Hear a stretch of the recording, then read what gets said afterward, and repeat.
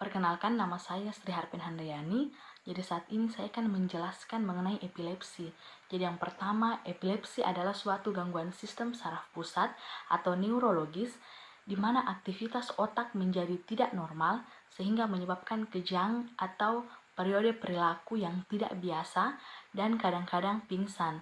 Nah, gangguan kesehatan tersebut bisa dialami oleh siapapun, baik pria maupun wanita dari berbagai usia.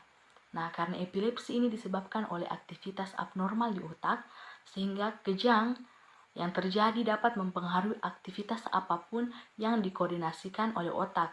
Adapun tanda dan gejala saat kejang diantaranya yaitu kebingungan sementara, mata menatap kosong, gerakan menyentak pada lengan dan kaki yang tak terkendali, ataupun hilangnya kesadaran, bahkan gejala psikis seperti ketakutan, kecemasan, ataupun dejavu.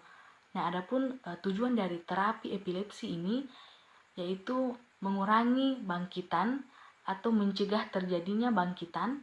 Selain itu juga meminimalkan efek samping ataupun mencegah terjadinya efek samping serta penurunan angka kesakitan atau penurunan kematian.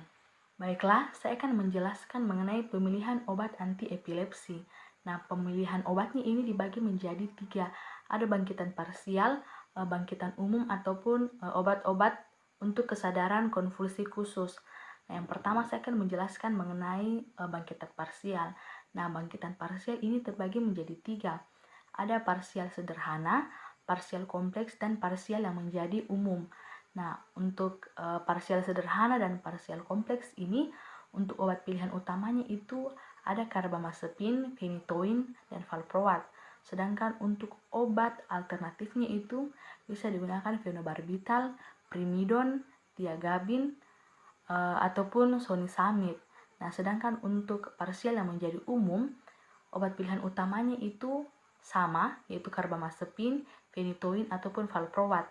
Hanya saja bisa juga digunakan phenobarbital dan primidon. Namun untuk obat alternatifnya itu bisa digunakan gabapentin, lamotrigine, tiagabin, topiramat, ataupun sonisamid. Nah, saya akan menjelaskan mengenai pemilihan obat pada kategori bangkitan umum. Nah, pada bangkitan umum itu juga terbagi menjadi 3. Yang pertama, bangkitan tonik-klonik. Nah, pemilihan obatnya ini bisa digunakan karbamazepin, phenytoin, valproat, ataupun phenobarbital, dan juga primidon. Adapun untuk alternatifnya itu bisa digunakan lamotrigine, sonisamid, ataupun topiramat. Sedangkan untuk bangkitan lena, pemilihan obat utamanya itu lamotrigine dan valproat. Dengan pengobatan alternatif bisa digunakan lamotrigine dan clonazepam. Sedangkan untuk yang ketiga itu bangkitan lena yang tidak khas, pemilihan obat utamanya itu ada valproat dan clonazepam. Dengan pemilihan alternatif itu atau obat alternatifnya itu bisa digunakan lamotrigine ataupun topiramat. Dan yang ketiga itu obat-obat untuk keadaan konvulsi khusus. Nah, kalau untuk kejang demam pada anak itu pemilihan obat utamanya itu bisa digunakan phenobarbital dengan alternatif primidon. Sedangkan status epileptikus itu dengan tipe grand mal bisa digunakan diazepam, phenytoin, dan untuk alternatifnya itu digunakan phenobarbital ataupun lidocaine. Dan yang terakhir itu status epileptikus dengan tipe absens. Nah, ini itu digunakan benzodiazepin untuk pilihan utama dan alternatif itu valproat intravena. Akan menjelaskan mengenai phenytoin.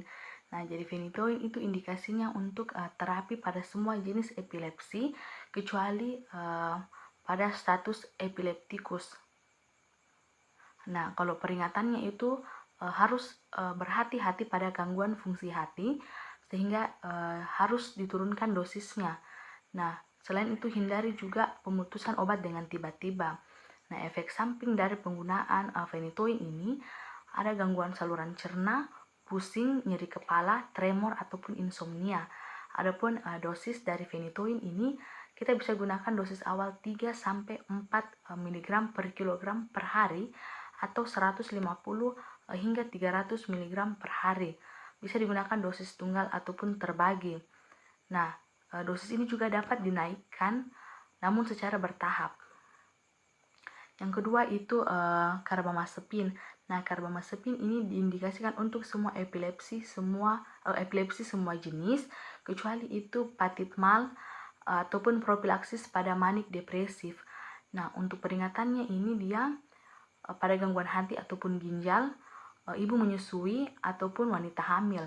Nah, efek sampingnya itu biasanya dihubungkan dengan hipermagnesemia ataupun mual, muntah, dan juga haus. Untuk dosisnya itu dia penanganan bangkitan itu dosis untuk dewasa dan anak di atas 12 tahun 200 mg 2 kali sehari atau 100 mg 4 kali sehari, dan dosis dinaikkan sampai 200 mg 3-4 kali sehari. Demikian penyampaian saya mengenai epilepsi. Lebih dan kurangnya mohon dimaafkan.